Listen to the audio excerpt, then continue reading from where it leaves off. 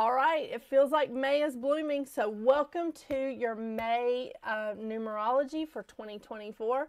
I'm Jennifer, and welcome to your readings at the round table. All right, so I'm going to do a quick overview of the astrology. Some of you have had questions about this. I go into more detail about the astrology for the month, especially the 2 weeks surrounding the new moon and the full moon, when I do the zodiac readings for the new moon and the full moon. So if you want more details from me, make sure that you check out your zodiac readings, where I do have an intro that covers like all the stuff that's going on around that new moon or full moon. Okay? All right, so we're kicking off May with Pluto going retrograde on May 2nd. Yeah, so Pluto is essentially kicking off this retrograde season, if you want to call that. I don't count Mercury in when I say retrograde season, because Mercury goes retrograde 3 times a year. Not once a year, not once every 2 years. Mercury goes retrograde a lot, so I don't count that. Pluto is going retrograde until October the 11th. And here's something fun. Pluto is going to retrograde back into Capricorn starting on September 1st. So that's going to be fun for all of us that have a lot of Capricorn in our charts. Yeah. On May the 4th, it's just a little side note for me. May the 4th be with you. Huge Star Wars fan. I can't help it. I'm a geek. On the 7th, we have a new moon in Taurus. It hits its peak at 11:22 p.m. Eastern Standard Time. Then we have on the 15th, Mercury moves into Taurus. On the 20th, the sun moves into Gemini. So we're opening up Gemini season. Love that. On the 23rd, we have the full moon in Sagittarius, which hits its peak at 9:53 a.m. Eastern Standard Time. On the same day, we have Venus moving into Gemini. This is a good place for Venus. The place that Venus really doesn't like to be is Virgo. I mean, who can blame her? I'm a Virgo, so yeah, I get that. All right, then on the 25th, we are wrapping up the month with Jupiter moving into Gemini. Now, this is not a favorite place of Jupiter because Jupiter does rule Sagittarius. So this is not the favorite place for Jupiter. The fall position for Jupiter is actually Capricorn, but we're gonna have Jupiter in Gemini for the next year. Jupiter changes signs every 12 to 13 months. So Jupiter has camped out in Taurus a long time now. So we're going to sort of jump into a new wave of interest and new freshness here. And I am going to go into this in greater detail when I do the full moon and Sagittarius readings for the zodiac signs. So for May, we are ending the month with 3 planets in air plus Sun and South Node. So we've got Jupiter, Venus, and the Sun in Gemini. We have South Node in Libra, and we have Pluto retrograde in Aquarius. Then we have 2 planets in water, which is Saturn and Neptune, both in Pisces, and Neptune rules Pisces. I just always like to point this out. Then we have 2 planets in Earth, which is Uranus and Mercury. And then we have 1 planet in fire and plus North Node. And both are in Aries. Mars and North Node are in Aries right now. And Mars loves being in Aries because Mars rules Aries. Oh, I know. It's great. I really think that May is going to be a wonderful step in to right before we get to that summer energy. You know, it's like the end of spring, but we're stepping into summer. I think this is going to be a wonderful time for it. I'm so excited about it. I can't wait to talk to you more about this Pluto retrograde and Jupiter moving into Gemini. But again, make sure you check out your zodiac readings from me if you want to hear this information from me. If you don't, that's okay. There's a million of us on YouTube, so check them out. All right, so I am going to be pulling from 2 card decks today, the usual Goddess Guidance Oracle deck and the Healing Oracle Crystal Reading cards. These are my favorites for numerology. So let's see what your life path number is for the next month, for all of May.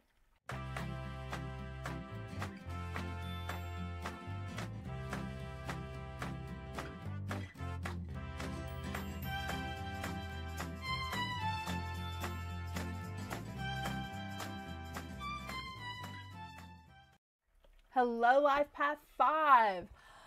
May for you is a 9-month. So, Life Path 5, we're looking at transitions.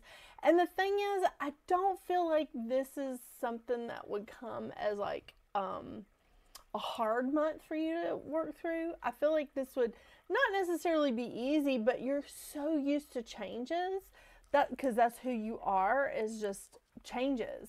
You know, versatile, adaptable, that's you.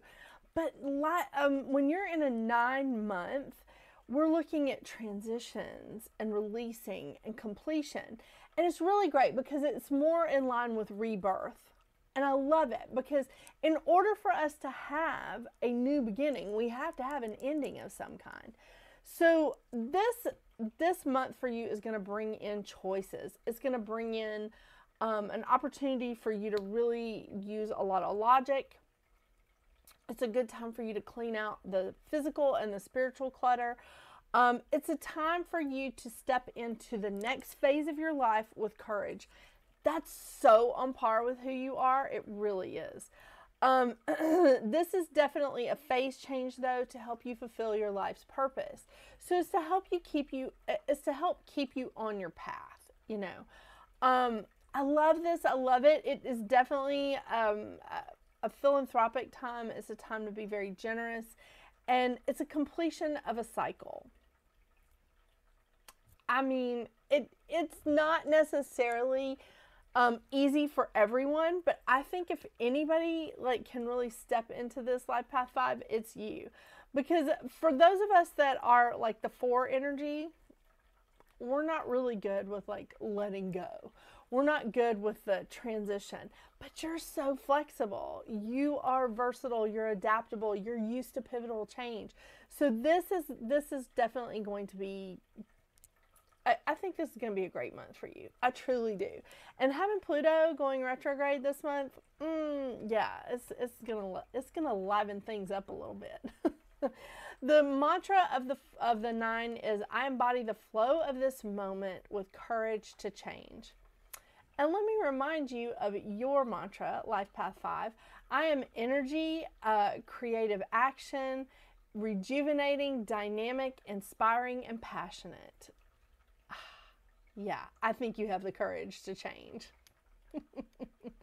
The shadow side of a 9 is fear of change and fighting change, which can lead to you being maybe impulsive and moody this month. Now, that coincides with some of your shadow side, which is difficult, and you have a difficult time harnessing the energy because you have a lot of energy, Life Path 5. And I'll tell you this because one of my kids is a 5, so I get that. But it can also cause nervous or restless energy with you when you're presented with challenges and you're not wanting to accept the changes that are going on. So let's look at this and go, all right, I know that this is just a transition. I know that there's some new things coming forward, and be your usual versatile and adaptable self, because the impulsiveness and the moodiness of the shadow side of the 9 is certainly not going to help. It's not. But I don't really see you embracing the fear of change or fighting the change as much as others. I don't. Yeah. So the lesson of the 9 is to recognize the patterns and let go of them when they no longer serve their well-being, or serve your well-being rather. And the lesson of the 5 is to harness your energy like any successful athlete to give you freedom to go beyond your limitations. I just don't see you having a lot of limitations this month. I do think that you've got a lot of changes coming up. I think that there's transitions, and I think that it's always good to have that opportunity of rebirth when you're moving into another part of your journey on your life path, to fulfill your life's purpose. I think that this is a great time. I really do. And I think that it's definitely, it's giving you the opportunity to show off that you're a jack of all trades and that you can handle anything that comes your way. And you can. You truly can. I love it. I love it. So awesome. Because again, for for people like me, a life path 22-4, we're not really like looking at the changes. Like, we want to build, we want to create, but changes, yeah, especially transitions, it's not easy for us. I know, and depending on what your zodiac sign is, holy crap, I'm a Virgo. You know, I don't like change. Although I seem to be changing a lot in my office lately. It's crazy, it's crazy. All right, let's see what we got for you here at Life Path 5. I have had some questions about me reading from the book on the crystal healing cards. In many of my previous videos, I have said that I only read from the book on 2 of the cards that I use all the time. One is the crystal reading cards and one is Moonology. And it's just because those books are so chock full of information and wisdom. I'm not going to shortchange you by not reading from the book. And I don't think it's cheating to read from these books. Ooh, Freya, bold. And, wow, bold. Are you bold, 5? Yes, you are. That 5 energy is bold. Love it.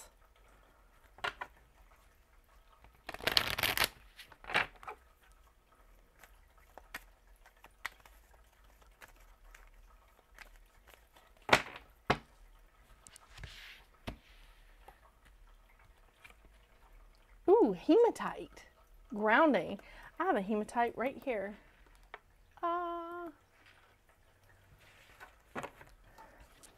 Okay. May have to turn the air conditioner on. Oh, okay. Freya, bold. Unleash your adventurous side. Take risks and be daring. Wow. Take risks and be daring. I feel like you're a risk taker, Life Path 5. I really do.